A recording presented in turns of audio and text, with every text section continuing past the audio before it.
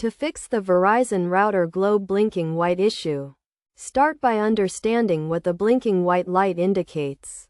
The blinking white light on the Verizon router typically signifies that the device is trying to establish a connection with the Verizon network, but is unable to do so. First, ensure that all cables are securely connected to the correct ports on the router and the modem.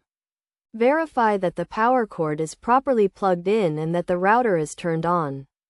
If the issue persists, try restarting the router by unplugging the power cord, waiting for 30 seconds, and plugging it back in. This simple step often resolves connectivity issues.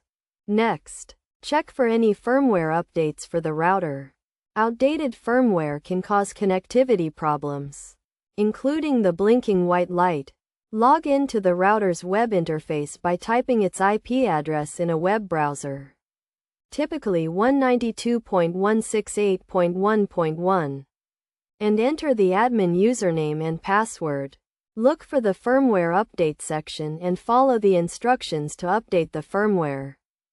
If updating the firmware does not resolve the issue, reset the router to its default settings. This will erase all customized settings, so make sure to note down any changes you made before resetting.